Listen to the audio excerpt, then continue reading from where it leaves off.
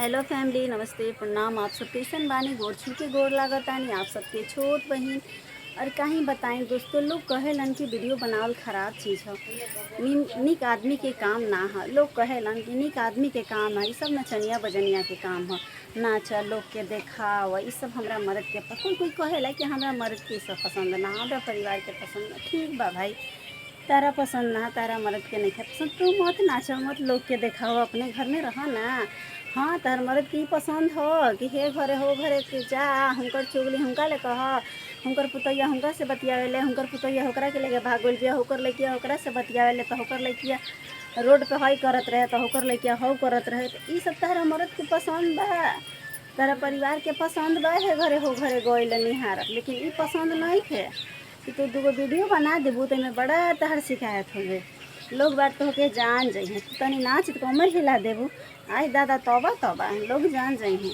तो जानते बानी सभे आजकल बड़ा ही चर्चित के विषय हो गइल बा। जे वीडियो बनावता ना तो ओकर तो एकदम समझ ली कि इतना ना हवा बयार उठ गइल बा। तहार पुतोहिया वीडियो बनावतिया, तहार बहनिया वीडियो बनावती। अरे हाँ, बनावता नहीं भाई, तहार करेजा काहे फाटता? तू काहे अपना छाती पर डाल दौड़ा तारू? जात बटला ही बा, वही में दौड़ा ना। अगर तोहरो मन बा तो बनाओ, आ ना मखे मन तो मत बनाओ। जौन तारा भाव तो तुम उहे काम करो। का जरूरत है बनावे के या करे के? जे बनाओ तो ओकरा के बनावे दो। ई बतिया उ आदमिया से मत कहे कि ओकरा से कहबू तो ओकरा तो भाई ना। जे बनाओ तो ओकरा सामने कहबू तो ओकरा भाई। तो ई जवाब उ आदमी के हम देले हैं जे आदमी बार बार सवाल उठावेला कि वीडियो बनावल नीक चीज़ ना हो। हम तो मान के चली मुँह तोड़ हैं, जे आदमी हमरा सामने कहेला वो आदमी के तो वही भरी नोच डाली ना, चाहे वो आदमी कैसन होखस। तो हमरा सामने तो अब लोग ना कहेलन, पहले लोग कहत रहन, अब हमरा घरे लोग कहे शुरू कर देले बड़न। हमरा से ना, हमार सासू माँ से, तो हमरा आदमी से भी कहेलन।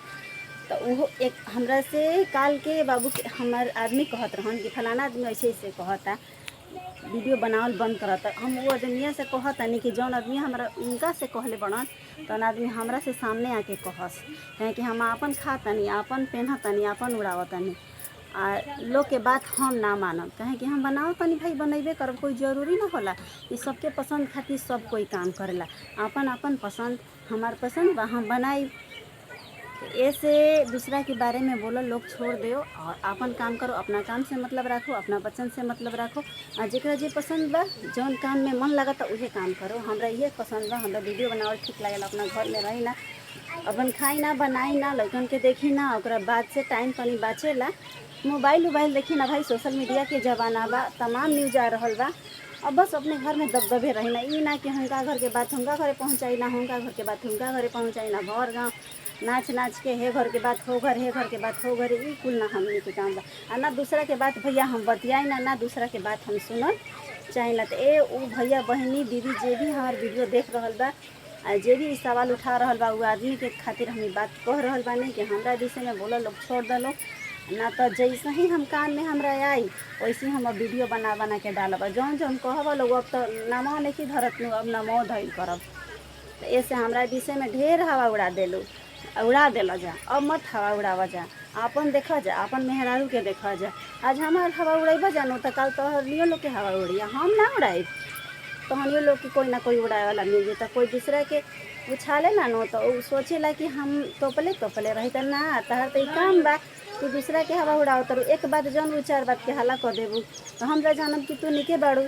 आई दादा हमरा घर में आवत ताड़ू तो हम तारा से दूगो बातें कह देम, बाकी एगो बात तारा पची ना, तू पचा ना पैबू, कहे कि तारा पचावे के क्षमता नहीं थे।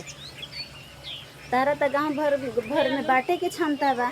तू हे घरे जैबू, हो घरे जैबू, ऐसे कहबू फलाना वैसे बड़ी चिल्ला, उनकर सास ऐसे कहतरी तो उनकर मर्द हमार काहे के कहे जास, हमार सास काहे के कहे जास। तू तो अपने अपने गाँव तारू, अपने अपने हे घरे हो घरे पहुँचावत चल तारू। तो वही आदमी से बतिया हम कहतनी कि हमारा विषय में चर्चा मत करो लोग, हम का करतनी, का करब और ना करब, हमार बच्चन के कैसे परवरिश होई, हम बच्चन के का करब, कैसे देखब, पढ़ाई कि ना पढ़ाई, नचनिया बनाई की वजह। लोग कहता कि वो अपने तो वीडियो बनावेले तो वो अपन लड़कन के का शिक्षा दी, वो का पढ़ाई या का लिखाई। तो ठीक बा भैया, हमारे हम बच्चन के ना पढ़ाई लिखाई। तहन लोग बड़ा शिक्षित और संस्कार भरल बा, तहन लोग बड़ा MBBS बाड़ू, लोग पढ़ा लिखल बाड़ू, जब अपना अपना बच्चन के MBBS बनाओ लोग और पढ़ा वाला लिखा लोग। हमारा तरफ से शुभकामना बा और हम ऊपर वाला से हाथ जोड़ के कहब कि अपना अपना बच्चा के उच्च से उच्च शिक्षा दलो। हम तो अनपढ़ गंवार हैं, ढोलक छाप तो हम लोग के मालूम नहीं खे।